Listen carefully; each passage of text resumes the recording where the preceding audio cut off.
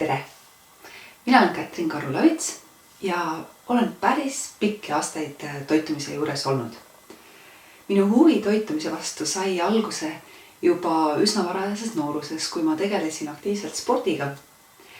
Ja sealt edasi läksin õppima toidutehnoloogiat ja läbi toidu tootearenduse ja erinevate toiduga seotud tööde ja projektide jõudsin ka toitumisnõustaja erialani, mis on mind tegelikult saatnud kuni tänase päevani. Ma olen päris mitmeid aastaid teinud koostööd ka Tervise Arengu Instituudiga ja rääkinud üle Eesti erinevates töökohtades sellest, kuidas teha tervislikke valikuid oma igapäevaelus, pakkuda tervislikumat toitu nii oma perele kui ka oma töökaaslastele ja koos nendega töökohtadel. Täna me räägime tervislikust toitumisest just selle sama eesmärgiga, et te kõik saaksite selle loengu lõpuks mõned märksõnad, mida oma igapäevaelus rakendada. Ja kes ei tahaks meist tunda ennast energilisena peale igat söögikorda, aga praktikas ei ole seda niivõrd lihtne saavutada.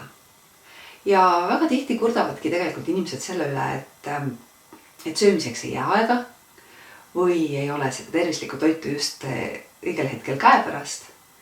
Ja hästi tihti tullakse mult küsima ka selle jaoks abi, et kui tekivad sellised arusaamatud söömishood, kas tuleb hirmust mahuseisu või tahaks väga mingisugust soolast toitu ja tundub nagu oleks vähemalt püütud tervislikult toituda, aga ikkagi need isud ei anna järele. Mida siis teha? Võib-olla lohutav uudis on see, et te ei ole kindlasti selles olukorras üksi ja neid küsimusi kuulen ma väga tihti.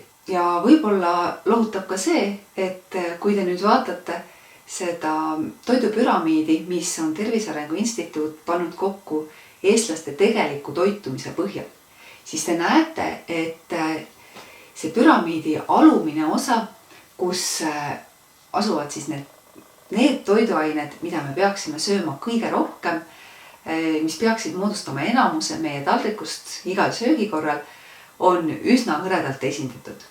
Ehk siis need on just need toidugrupid, mis koosnevad siis täisteraviljadest, köögiviljadest, puuviljadest, kaunviljadest.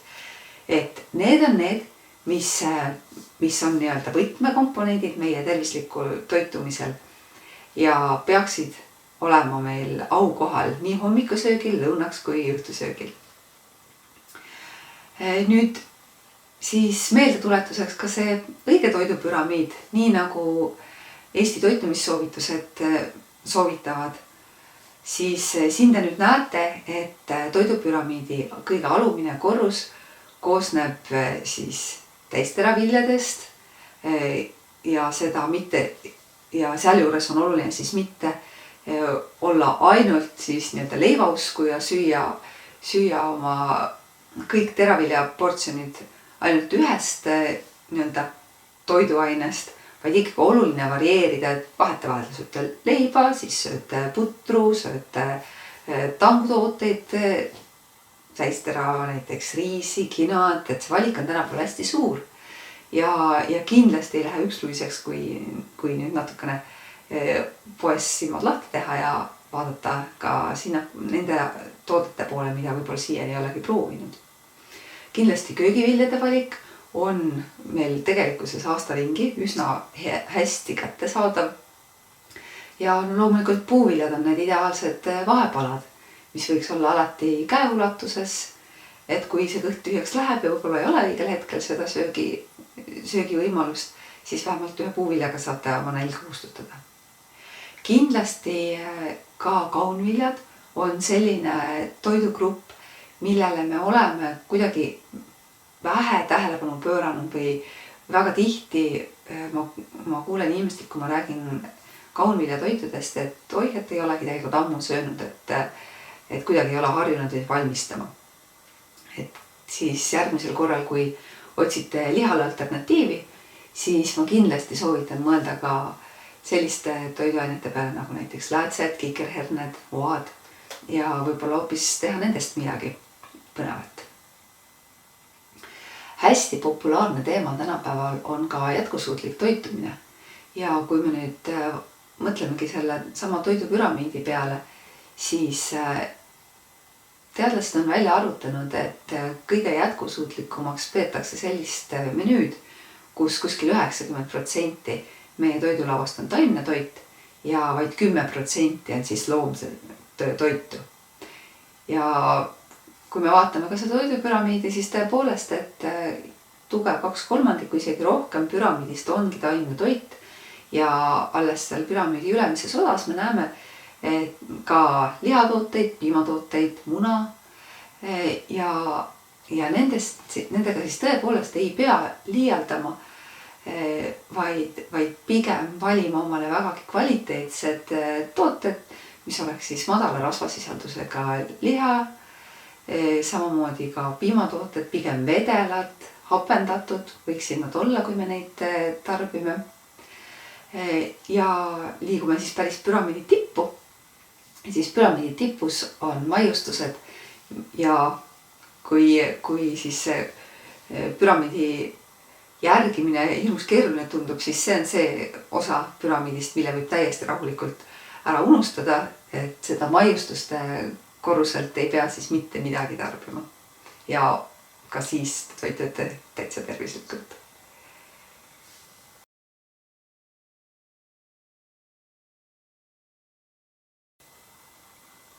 Nii, ja kuidas siis oleks kõige lihtsam seda toidupüramiidi praktikasse panna? Selleks on minu meelest üks lihtsamaid lahendusi, mille jaoks ei pea üldse mitte arvutama, ei pea üldse midagi erilist tegema, kui mõtleme lihtsalt sellel taldriku reeglile. Ja taldriku reegel ütleb meile seda, et kui me nüüd kujutame ette ümmargust taldrikut, siis pool meie taldrikust võiksid täita köögiviljad, millest omakorda pool me tarbime kuumtöödeldult, teise poole värskelt, siis veerand võiks meie taldrikust olla täisteraviljade poolt ja siis see järele jäänud veerand on see, mille me võiksime siis täita kas mingi loomse toiduga, on see siis liha, kala, muna või miks mitte hoopis kaunviljade, pähklite ja seemnetega, mis on suurepärased alternatiivid siis just nimelt sellele loomsele valgurikkale toidule.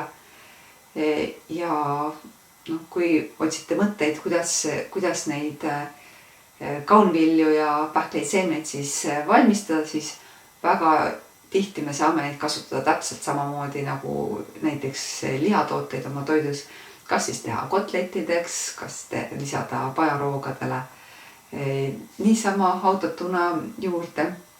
Neid võimalusi on väga palju ja kui hakata tasapisi katsetama, siis kindlasti igaüks leiab sealt omale lemmikud.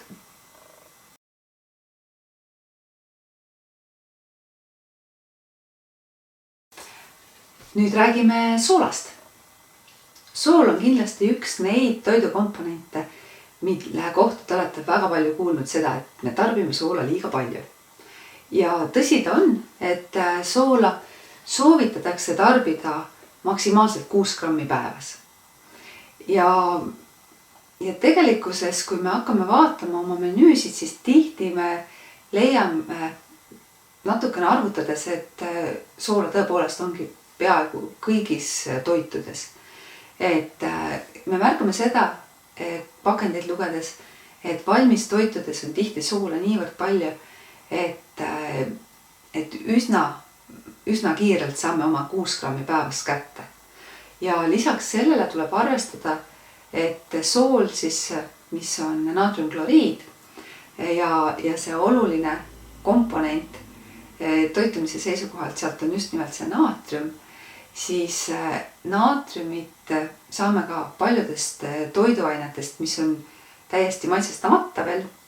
Aga näiteks siin 1 grammi soolaga võrdse koguse naatriumit võite saada paarisaja grammist heeringafileest, kui ta on soolamata, või siis näiteks veidi üle kilo peeti annab ka teile sellise koguse naatriumit, mis on siis võrdne 1 grammi soolaga. Aga no näiteks selleri puhul saame juba 370 grammist sellise naatriumi koguse kätte, mis siis võrdsustub 1 grammi soolaga. Ehk siis isegi kui me üldse soola ei tarbi ja oma toitudesse ei lisa, siis tegelikult igapäevasest toidust, just köögiviljadest ja muust värskest kraamist me saame oma päevase vajaliku naatriumi koguse enamasti kätte. Muidugi juhul, kui on väga palav ilm või me töötame sellistes tingimustes, kus inimene higistab tavalisest rohkem, siis tuleb arvestada, et higiga me kaotame just nimelt naatriumit ja ka teisi olulisi mineraale. Ehk siis sellistes tingimustes töötades on kindlasti oluline juua tavalisest rohkem ja juua just sellist vett, mis on siis kas mineraalidega rikastatud või on looduslikult kõrgema mineraalisisaldusega. Ütleme poeriiulitet võiks võib-olla välja tuua selliseid veebrände nagu meie oma kohalik Värska vesi või siis Häädemeeste vesi ja kindlasti on neid tooteid veel või siis väga tugevalt bränditud Borjomi või siis ka Essentuki, et mis on sellised üsna kõrge mineraalide sisaldusega veed. Et neid soovitaks just sellise oma igapäevamenüüs saate üsna kenasti tegelikult soola tarbimist vähendada, kui te valmistate ise oma toitu. Ja võib-olla alguses on see natukene harjumatu, kui soola üldse ei lisa, aga oluliselt vähem saate soola lisada, kui kasutate näiteks rohkem värskeid ürte, mis annavad toidule väga mõnusa erksa maitselisandi. Ja tihti lisatakse toidule ka näiteks varssellerit, mis kuidagi imiteerib seda soolamaitset või aitab seda soola puudumist kompenseerida. Ehk siis ma väga soovitan, et eksperimenteerige ürtidega, lisage sellerit värsketesse toitudesse ja püüdke toidul leida seda naturaalset maitset, mitte niivõrd seda soolamaitset, et hästi palju on meil kinni ka omas peas. Ja kui me keskendume nendele mõnusatele värsketele toidumaitsetele, siis ma usun, et võib-olla me sellest soolamaitsest ei tunnegi nii väga puudust.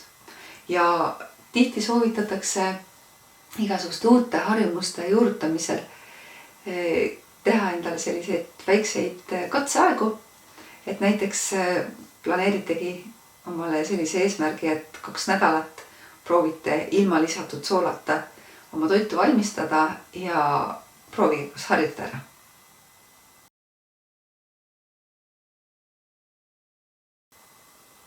Järgmiseks räägime siis suhkrust. Ehk siis nagu tihti öeldakse nii soola kui suhkru kohta, et valge surm, siis mina ütleks seda, et suhkrut on meile kindlasti vaja, aga me ei vaja lisatud suhkrut. Ehk siis väga oluline on aru saada sellest, et suhkur on kehale oluline, aga oluline on just see suhkur, mis on naturaalselt toitude koostises. Ehk siis puuviljad, mis on naturaalselt magusad, köögiviljad, mis sisaldavad erinevaid suhkruid, samamoodi täisteraviljad, mis sisaldavad erinevaid suhkruid ja suhkruid on praktiliselt kõigis toiduainetes. Kui nüüd suhkrule läheneda biokeemilisest vaatenurgast, siis suhkur on üks süsivesik, nii nagu väga paljud muud komponendid, mida me oma toiduga sööme. Suhkruid on hästi palju erinevaid. Kindlasti olete kuulnud piimasuhkrust laktoosist, puuviljasuhkrust fruktoosist ja nii edasi ja nii edasi. Ja süsivesikud nüüd laiemalt on üks 3 põhilisest makrotoitainete grupist, mille kõige olulisem funktsioon meie jaoks ongi anda kehale energiat. Ja süsivesikuid soovitatakse tegelikult süüa umbes nii palju, et me saaksime oma päevasest energiavajadusest kaetud süsivesikutega pool. Ja see pool on siis sellise umbes 2000 kalorilise dieedi puhul, mis on sobiv sellisele keskmisele kontoritöötajale, kes liiga palju just ei liigu, oma päevatöö teeb pigem laua taga istudes, aga võib-olla läheb hommikul tööle jala, tuleb õhtul koju jala, et ikkagi natukene seda liikumist on. Ehk siis sellise 2000 kalorilise dieedi puhul soovitatakse tarbida päevas kuskil 250–300 grammi süsivesikuid. Ja sealt edasi siis sellest süsivesikute hulgast võiksid lisatud suhkrut moodustada kuni 10%. Ideaalis isegi vähem, võiksid moodustada alla 5% või veel parem, jällegi proovige endale teha selline eksperiment, et sööte näiteks 2 nädalat täiesti ilma lisatud suhkruteta toitu ja vaadake, kuidas teie maitsemeeled sellest eksperimendist siis puhkavad. Tavaliselt, kui ma olen kuulanud inimeste tagasisidet, kes selle eksperimendi ette on võtnud, siis öeldakse, et kõige raskemad on 3.–4. päev ja isegi vahel kirjeldatakse selliseid nagu võõrutusnähtusid, et on hirmus väsimus ja tuju on paha ja silmad kipitavad, pea valutab. See kõik on normaalne ja sellest ärge ehmuge. Püüdke see 3-4 päeva vastu pidada, leidke omale kaaslasi, kellega koos seda eksperimenti läbi teha, sest et kui on kellegagi jagada, kellegi ülal nutta nii-öelda, siis on alati kergem sellest üle saada. Ja kui see 3.–4. päev on üle saadud ja olete nädala vastu pidanud, siis ma usun, et kõik märkate seda, et toidul hakkavad välja tulema uued maitsed. Et keha puhastub, teie maitsemeeled unustavad selle suhkrumaitse ja hakkavad avastama sealjuures toidu naturaalset maitset. Ja kui te olete 2 nädalat niimoodi vastu pidanud, siis ma väga loodan, et te võib-olla oletegi nii kaugele jõudnud, et ei tunnegi sellest suhkrumaitsest enam puudust ja naudite neid naturaalseid toidumaitseid. Ja üsna tihti ma kuulen ka seda tagasisidet, et kes on siis suutnud pikemalt jääda lisatud suhkruvabale dieedile, siis kui kuskil juhtub ette näiteks kook, mis on tava maitse järgi magustatud, siis inimesed kurdavad, et see suhkru maitse rikub kõik ära ja käib üle naturaalsete maitsete, et ei ole enam toidu normaalset maitset tundagi, et siis võib tekkida uus probleem, et enamus kooke, mis teile varem maitsesid, ongi selle häiriva suhkrumaitsega ja te hakategi otsima tervislikumaid maiustusi ka. Ja võib-olla ka niimoodi värskenduseks ma käiks läbi mõned näited, et kust me siis saame üldse neid suhkruid oma tavatoidus, just neid lisatud suhkruid. Et nagu te siin näete, siis umbes 25 grammi suhkrut saame me sellisest 50–60 grammist moosist või siis umbes 100 grammist küpsistest või siis ka näiteks maitsestatud jogurtid ja kohvimagreemid on väga head sellised lisatud suhkrute allikad, et kuskil 200–300 grammisest topsist me tõenäoliselt saame oma 25 grammi suhkrut juba kätte, mis tähendab, et rohkem päevas ei olekski üldse mõistlik lisatud suhkruid süüa.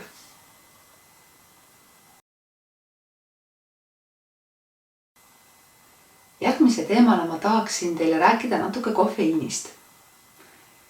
Mult küsitakse väga tihti seda küsimust, et kui palju on mõistlik päevas kohvi juua. Ja ega sellele ei olegi päris ühest vastust. Küll aga on sellised jällegi soovituslikud kogused ja üldiselt öeldakse, et tervislikuks kohvi tarbimiseks peetakse sellist, kui me saame päeva jooksul alla 400 milligrammi kofeiini. Ja kust me siis seda kofeiini võime saada? Et kohv tegelikult ei ole ainukene kofeiini sisaldav toiduaine. Et lisaks kohvile on kofeiini ka tees kindlasti ja kakaos. Ehk siis ka šokolaadis, šokolaadikookides, kakaojookides ja väga suure kofeiini sisaldusega võivad olla ka tänapäeval eriti just noorte seas väga populaarsed energiajoogid. Aga samas ka see 400 milligrammi on selline suurus, mis kindlasti ei ole kivisse raiutud, vaid tuleb omal nahal järgi proovida. Et on inimesi, kes on kofeiini suhtes väga tundlikud ja juba üks tassitäis kohvi hommikul ei lase neil õhtul uinuda.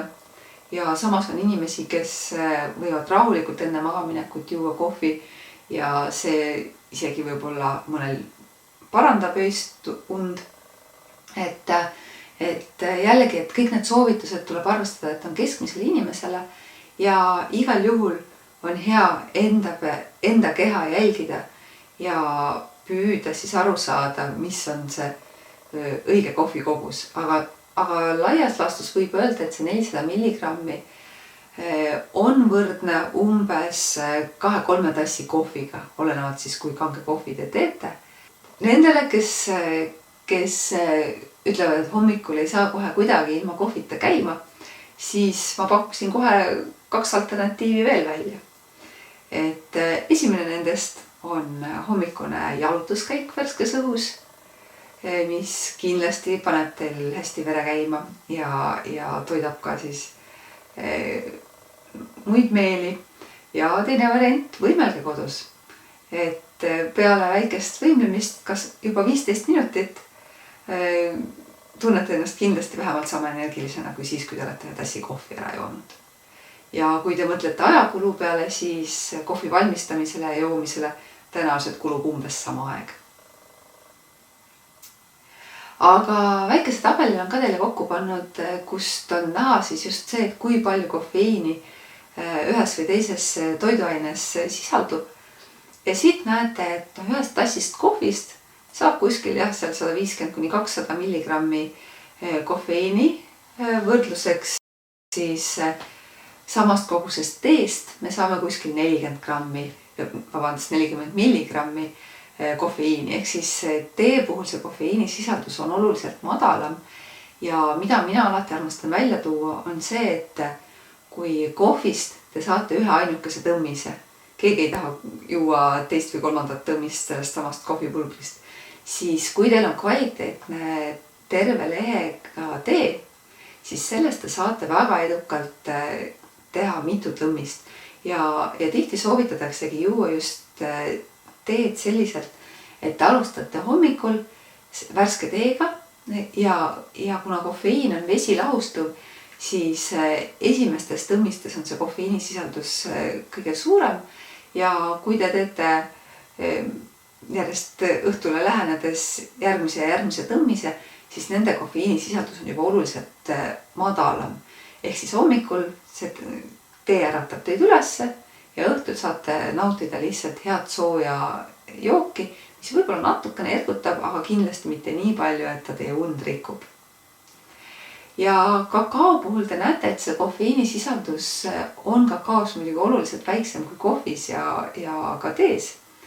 Aga samas kakao kipub olema tihti just see lastejook, ehk siis sellepärast on oluline ka kakao puhul ikkagi teada, et kofeiini ta sisaldab ja võib-olla enne magaminekut lastele seda suures koguses joota ei ole väga mõistlik.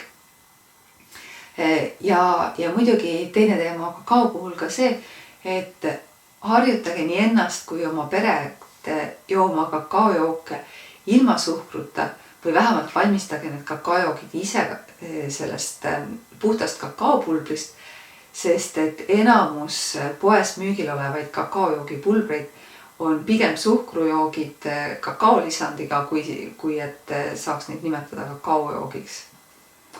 Sest et suhkrusisaldus on neil enamasti üle poole kogu sellest tootest ja kakaosisaldus on kuskil seal 10-20% vahel ainult.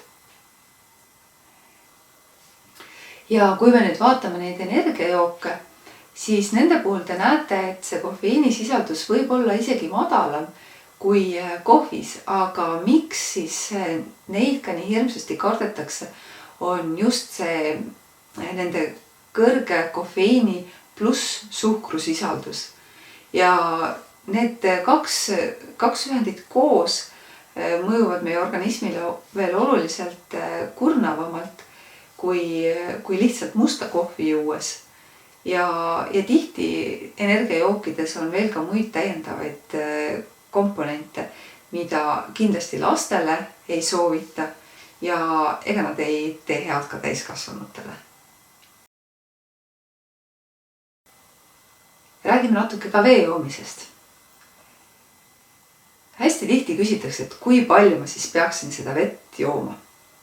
Ja jällegi inimesed on erinevad ja meie veevajadus on ka erinev, aga ma tõrgun uskumast neid, kes ütlevad, et nad ei vaja üldse vett, et neil ei ole janu ja nad ei peagi vett jooma. Et kuna vesi on kehas niivõrd oluline ühend, et suures osas me ju veest koosneme, siis kindlasti igaüks meist vajab sellist puhast vett ja seda igapäevaselt. Ja soovitatakse siis tarbida kuskil 30-40 grammi vett 1 kilogrammi kehakaalu kohta. Mis tähendab seda, et kuskil siis 70-kilone inimene võiks tarbida siis vähemalt 2,5 liitrit vett päevas. Aga loomulikult kõik see vesi ei pea olema siis puhtalt sissejoodav vesi, vaid me saame vett ju ka toiduga. Natukene toodab meie keha ise keemiliste protsesside tulemusel vett.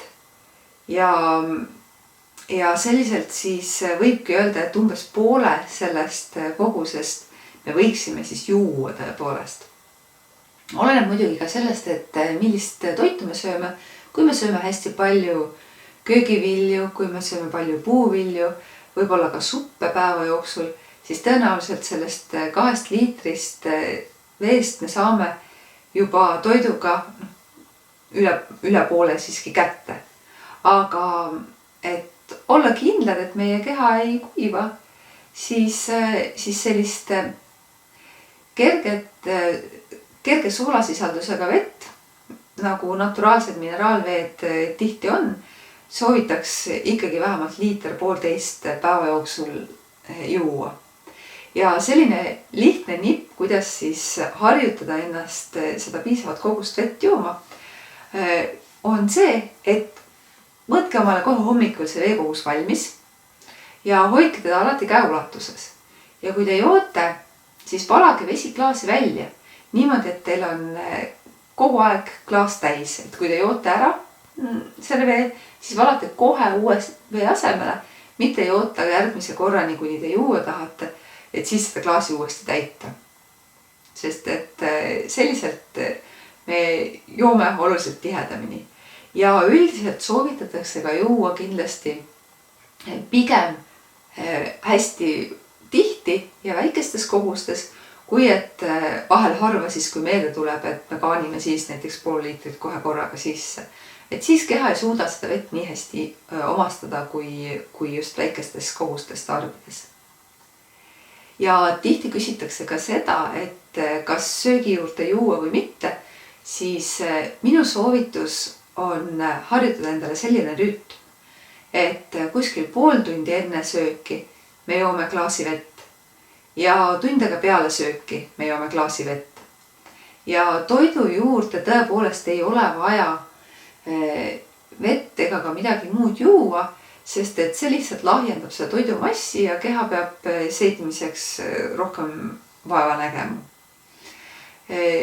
Küll aga on täiesti normaalne see, et me võtame mõne lonksu selleks, et siis suud loputada peale sööki ja et saaks suust need viimased toidujäägid alla loputada ja nii on ka hammaste tervisele parem. Kuidas aru saada, kas ma piisavalt vett joon? Siis selleks on ka vägagi selged märgid, mida keha meile annab. Et näiteks vedeliku puuduse tunnuseks peetakse seda, kui suu kuivab või tekib selline tunne, nagu keel oleks paistes, et keel jääb suulakke kinni. Hästi tihti on ka silmade sügelus või selline silmade tundlikkus seotud sellega, kas me tarbime piisavalt vedelikku. Eriti kui on näiteks ruumides hästi kuiv õhk, siis seda enam kipuvad limaskestad kuivama ja ka keha läbi naha kaotab rohkem vedelikku, ehk siis meie veevajadus tegelikult kasvab sellises keskkonnas. Siis uimasus ja peavalu võivad olla ka seotud veega ja just nimelt veepuudusega.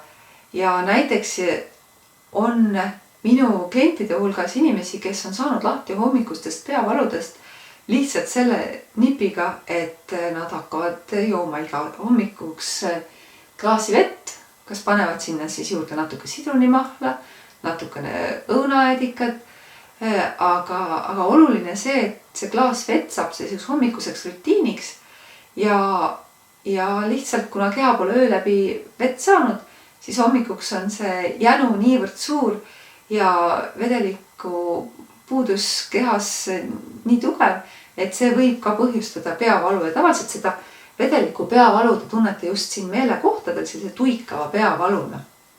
Et kui te nüüd mõtlete enda peale ja te tunnete sellist äratundmist, siis proovige ka iga hommik vähemalt klaas vett juua, klaas kuni isegi sinna poole liitri alla, et see võib aidata leevendada sellised tuima tuikavat peavalu. Siis näiteks koosolekutel on ka väga hästi näha see, et kui koosolekud lähevad juba sinna liginevad tunnile, siis tihti inimesed kipuvad niimoodi järsku hakkama haigutama või siis muutuvad veidikese uimasemaks, siis see on märk tegelikult sellest, et tuleks juua. Ja et seda vältida, siis väga soovitan ka koosolekutel harjutada sisse ikkagi see veepudeli kaasas kandmine, et siis ka sellises töises õhkkonnas töövõimet hoida ja ennast vahepeal veega värskendada. Ja ka sellised numbrid võib-olla on kohased siin välja tuua, et on määratud ära näidatud ära, et 2% vedeliku kadu organismis alandab meie töövõimet juba 20%. Ehk siis, kui te tunnete ennast igapäevaelus või töökeskkonnas väsinuna uimaselt, siis esimese asjana kindlasti mõelge selle peale, kas te tarbite piisavalt vedelikku ja enne kui haarate näiteks peavalurohtude järele, siis kindlasti jooge klaas vett ja võib-olla läheb juba sellest paremaks.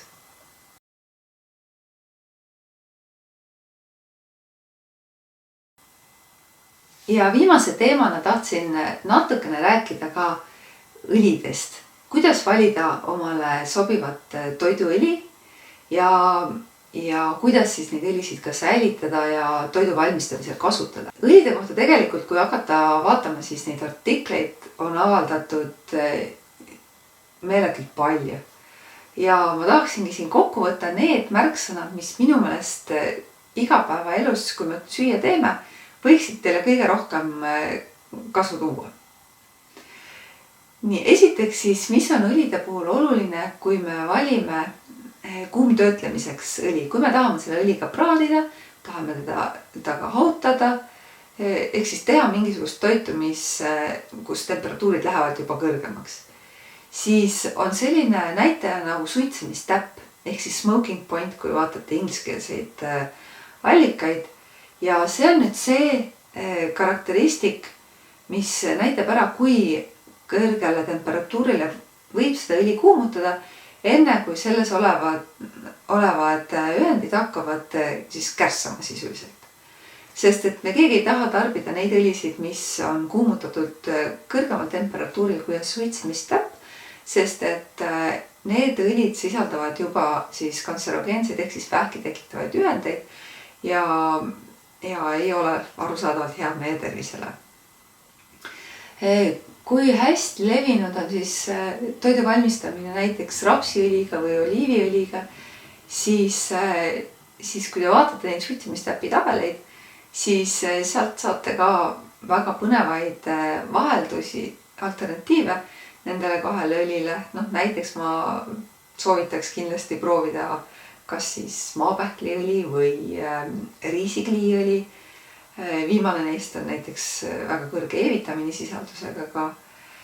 Ja mõlemad neist annavad toidule sellist natuke mõnusamat pähklist maitset, mis võib olla väga tore vaheldus. Õlide säilitamise puhul on kindlasti hästi oluline see, et me hoiaksime neid pimedas ja hea, kui pudel on korralikult suletud, et õhk ei pääse sinna ligi, sest et õlide puhul õhu käest kipuvad kiiremini rääsuma ja siis rikub nii õli maitse kui ka kvaliteedi omadused. Ja kui te ei ole väga suur õlide kasutaja, siis pigem soovitan maksta veidi rohkem ja osta tihedamini ja väiksemaid pudeleid, kui et osta omale suurt kanistrit ja sealt siis valada väiksemaid koguseid kusagile ringi, sest et see kõik, iga valamine jällegi suurendab seda kokkupuudet õhuga ja rikub õlide kvaliteeti.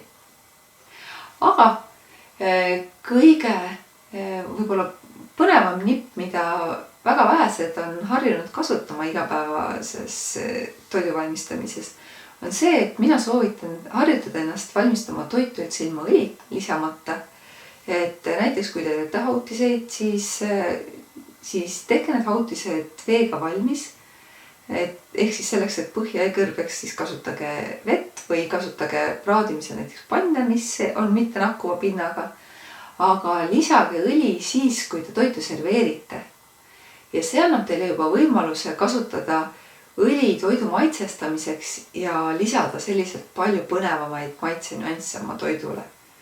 Et kindlasti võib-olla toiteväärtuse poole pealt tooksin välja avokaadoõli, maarjaohakaõli, kanepiseemneõli. Et need on kõik väga tervislikud õlid just oma kõrge antioksidantide sisalduse poolest. Nii et katsetage, leidke oma lemmikud ja ma usun, et te saate väga põnevaid maitseavastusi juba paljalt sellest, et proovite õlisid, mida te varem ei ole toidu maitsestamiseks kasutanud.